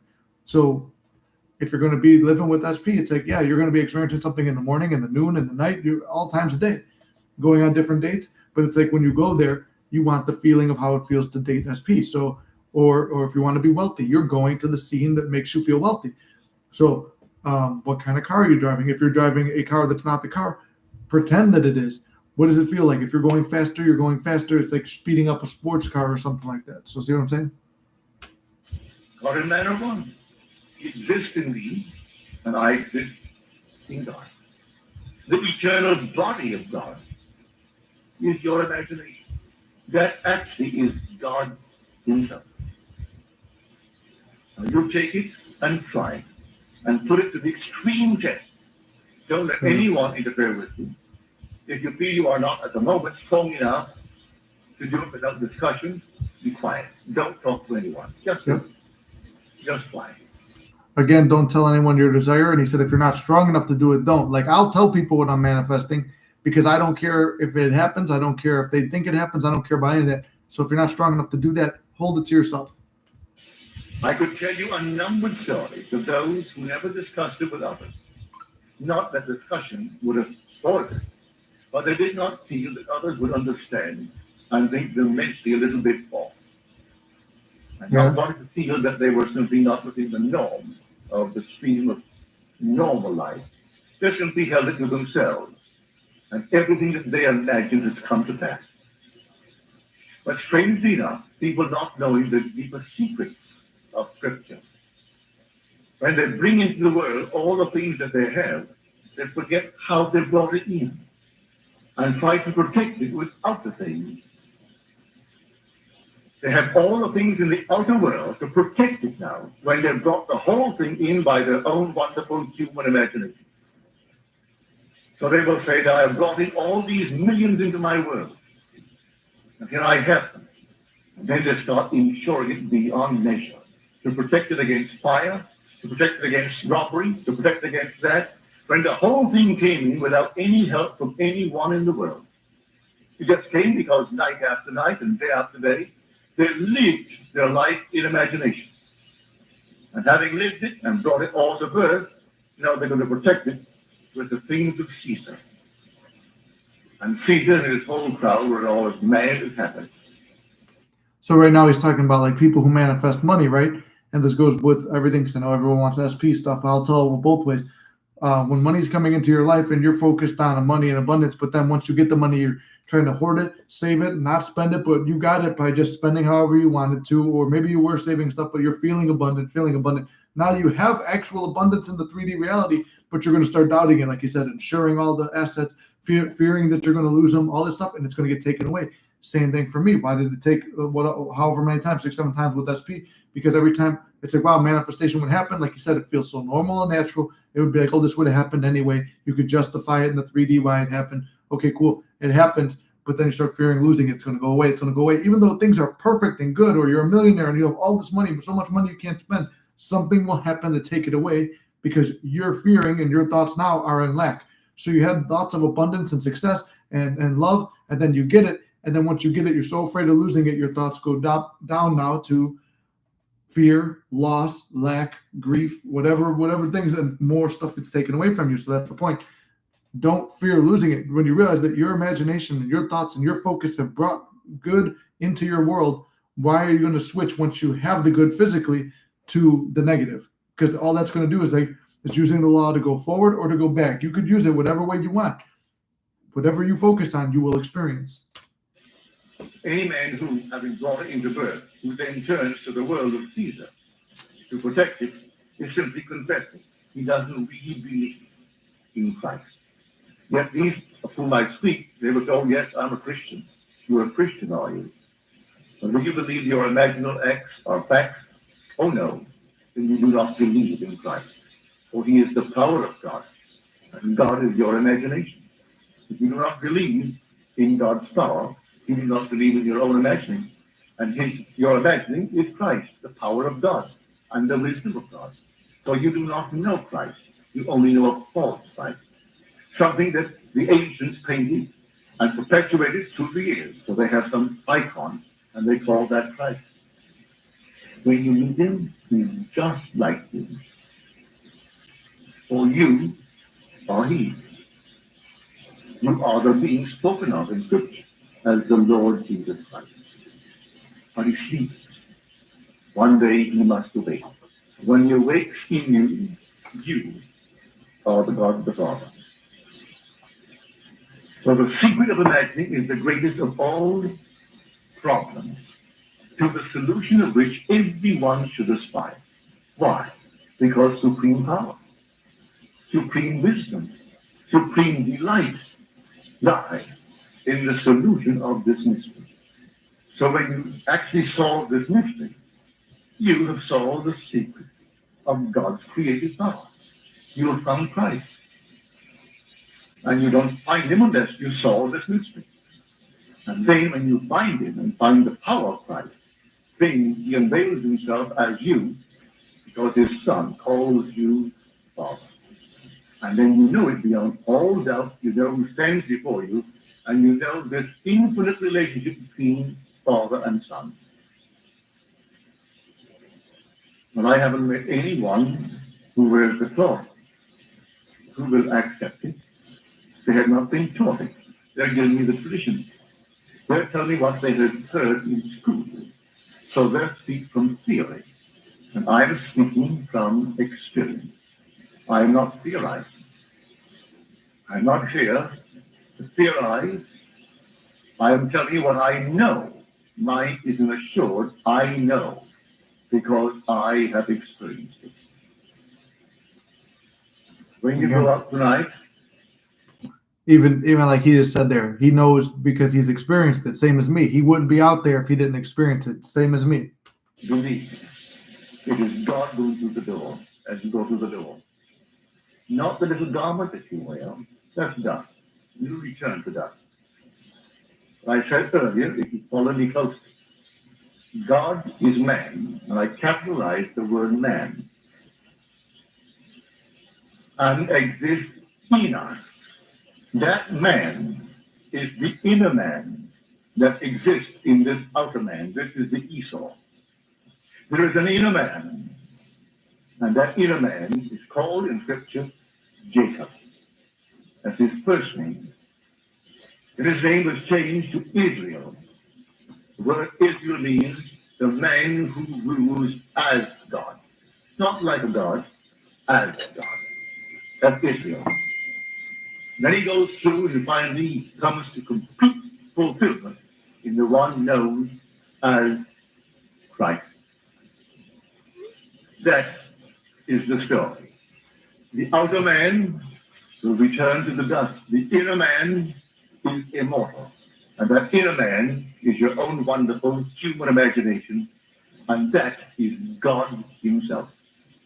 Now, when you go, trust in God, trust in your own imagination.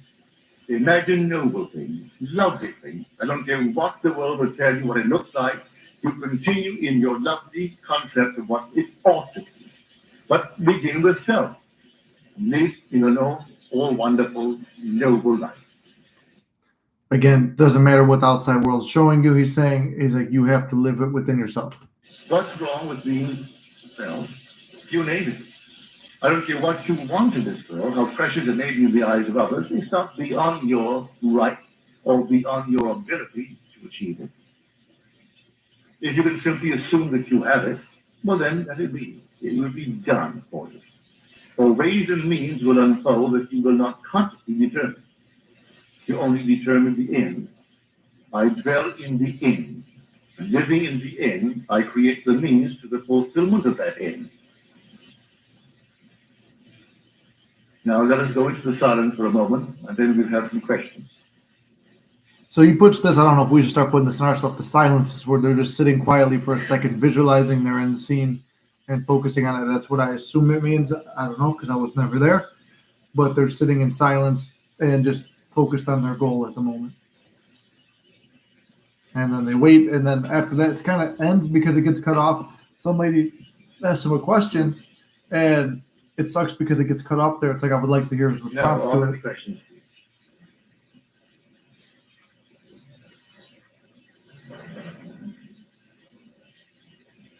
The subject next Friday will be, he is green now. Now, do we have any questions? Give me the language of the quotation, I have ways that ye know not of. I have ways that ye know not of, my ways are past finding out. That is not actually Scripture, implied in Scripture. No, it's not actually in Scripture, it's implied in Scripture. But when I'm told in the 11th chapter of Mark, and then he gets cut off right there, which sucks because that would have been very interesting to see. But anyway, I mean, I think I know it's me cutting it and stopping it in the middle to talk and blab and stuff like that. But I think it's very important to play these actual lectures and have them online. I know some people actually have them uploaded, so that's good because if iTunes ever takes them down or anything else, hopefully YouTube doesn't. I know some people have the authentic stuff, but now there's so much bullshit where it's like they're doing it with Alan Watts and Neville and all these spiritual teachers where it's like there's only like audios left to them, like Neville's especially only audio, and the AI is pretty good, but it's like it's saying bullshit. It's not, some of it's just bullshit, some of it's generic. Like there was one I saw the other day, I didn't even watch the whole thing. I looked in the comments, they said, why is he talking about Jim Carrey? It's like, you dude, like you tell the story of Jim Carrey in your own voice. Like, be a man, be a woman, get on the fucking line, and you tell the stories that motivate you. Don't fucking use Neville's voice for that. So that stuff pisses me off, and that's kind of put the sense of urgency and the fire in me where I want to do more videos like this, but I'll make a poll. Is it something you guys want to see? Did you feel it was a productive live? Should I just make these videos on their own in addition to other videos and then post them up? I don't know if this is something that you guys like or want to hear. I got excited when someone told me I affirmed and imagined that the person with my dream car should gift me the car since they didn't use it since 1996. Fat classic Mercedes. There you go. That's awesome. I had one too. I was affirming for a free convertible, and then I had a neighbor move, and my brother goes, dude, your manifestation came true. It was like he wanted to sell for like 500, which everything else I was looking at was 4, 5, 6, 7, 8,000, just a cheap little convertible that run around with it for the summer. And I went over there, and it's like, that's decent from far away. And then you get close, the cover for the top was all ripped up and stuff. And it's like, I mean, probably could have just he probably would have just gave it to me for free if I made a thing, but I just didn't want to put no effort and time into it. But it was a cool opportunity that unfolded. I think making the video on their own is a good idea. Okay, yeah, I might just do it on there because I try to like bridge it with the live, but then it does get a little bit messy because I'm taking questions and doing this. So maybe I'll do that. I mean, there's for sure 13 on this album, and then like I said, give or take 10 or so on the other one. So about 20 videos of me just sitting there with the lectures. They'll be long, 45, 50-minute, 60-minute videos of just actually it'll be way longer, probably like over an hour and a half each one because we're sitting there discussing the ideas. This is good. Enjoy this format. Okay, perfect. I'm glad you like it, John. I have difficulty understanding his anointed hour discussion because in this lecture with manifestation seemingly coming most of the time when people give up or at their darkest hour. Did you feel this?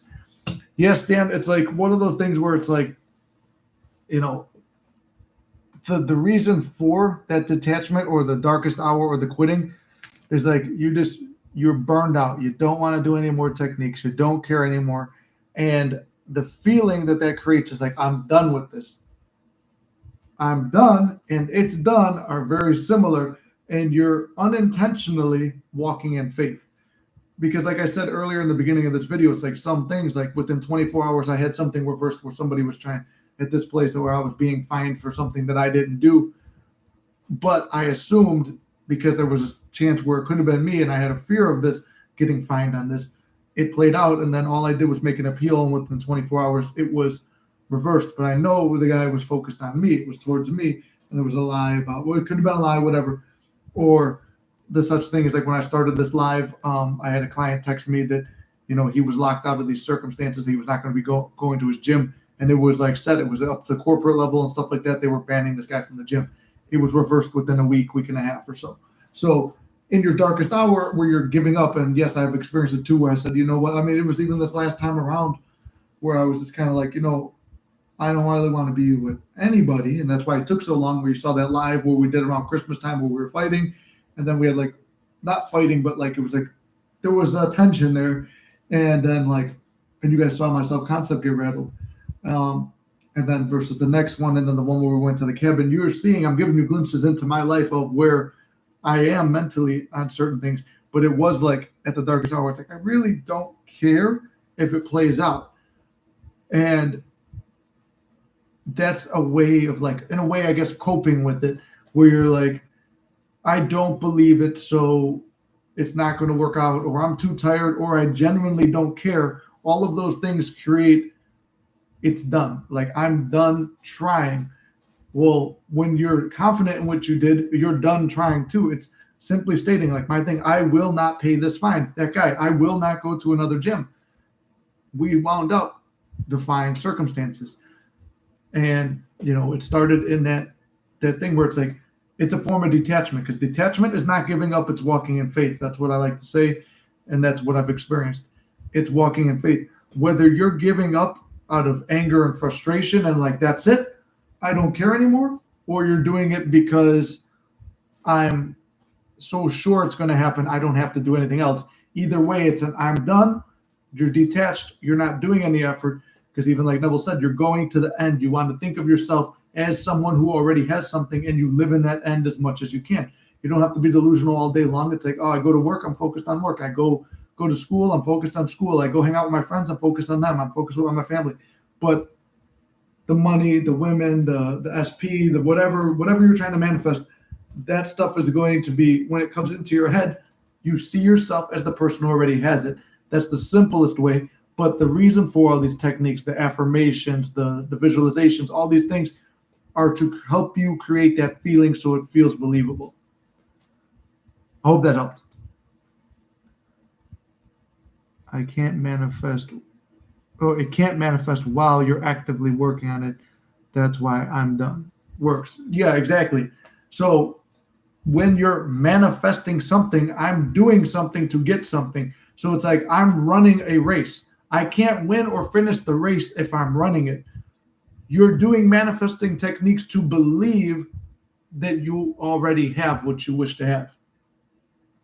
And then once you have it, be calm and collected in that end state that you have it, and don't focus on how do I protect it and keep it to myself and stay like Neville said, because now you're thinking lack and this and that, and those feelings will project and you slide back down the slope. So, hopefully that helped. I will be going through all of these more. Either I'm going to do them in videos or on here or a mix of both, but hopefully that helped you guys. I just got a text message. My meals for the week are sent in. So if you guys got some questions, they'll be here in a few minutes. So I'm going to grab those, and then I'm going to, if you guys have video topics too, write them down here.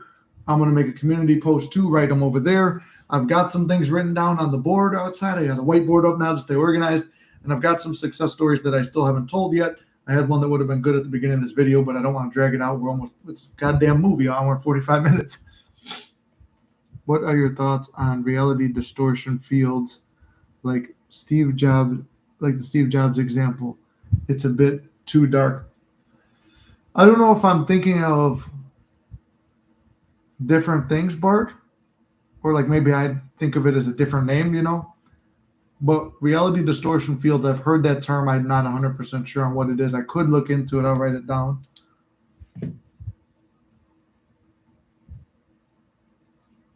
Unless you got something that you could say for it right now. I don't want to comment on anything that I don't fully understand. Reality distortion field for Bart. Next slide. Because I don't know if it's a deep question or not. I'd have to look into it. But with that, I've got the video ideas. It's a bit deep. Okay, cool. I'm gonna look into it. I'll put reality distortion field for Bart in the next live, and I'll discuss that.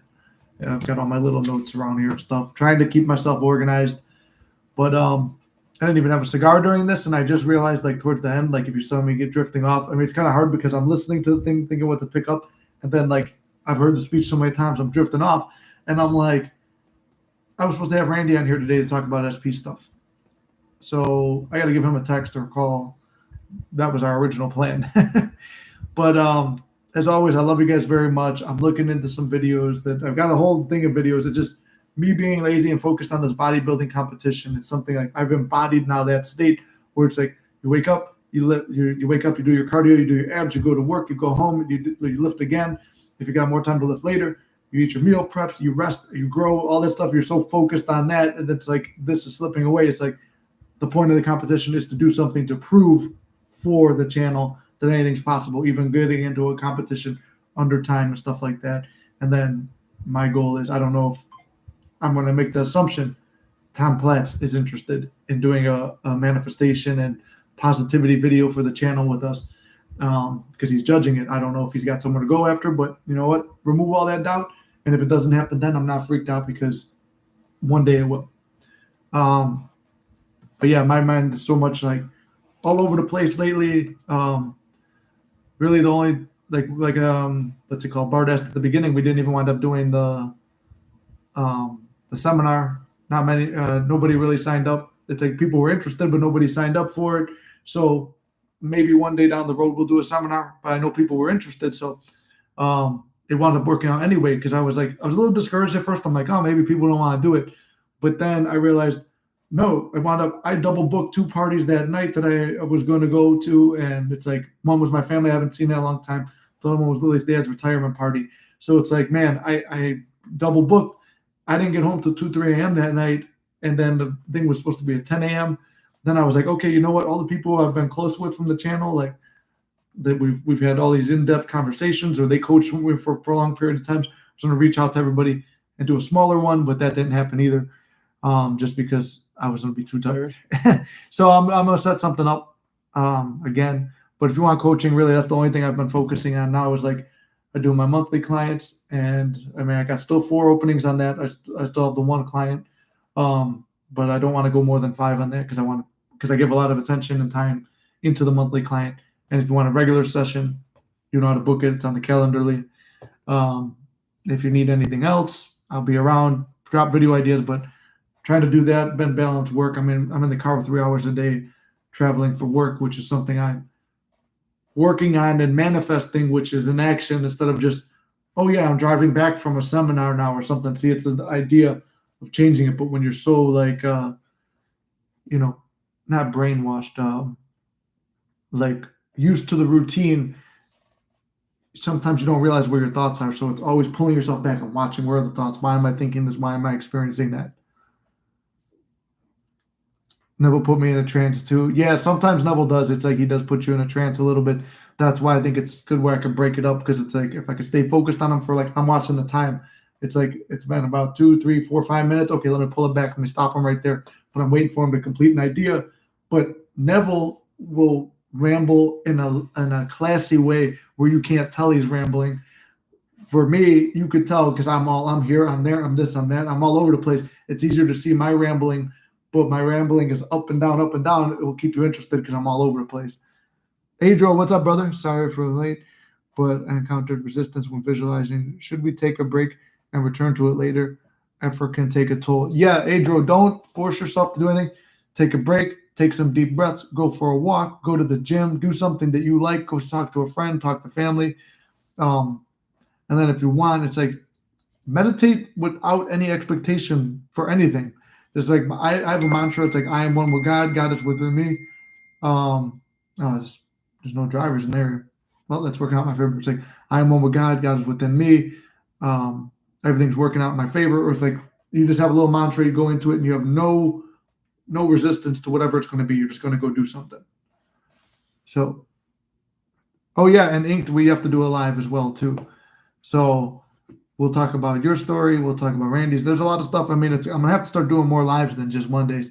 And I want to go on TikTok more, but the TikTok audience doesn't engage as much as you guys. So I would like you guys to be over there. And it's like, that's why I try to do them both. And then TikTok does have more trolls. And then I know Lily brought it up too, because sometimes people in your reality will put, what's it called?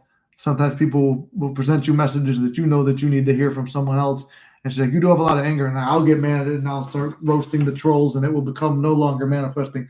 It will be me clapping cheeks, be taking cheeks and asking names later. But anyway, you guys know how to get a hold of me if you need me. Like I said, right now, it's like I'm trying to get more effort into other stuff, but I'm focused on the clients I do have. There are openings if you want them. And getting ready for this show, and then proving another manifestation. And I've got a couple other things cooking. So let me cook, chat. But anyway, I love you guys. I'll see you for sure next Monday. If not, drop topics, whatever. I'll be around. See you.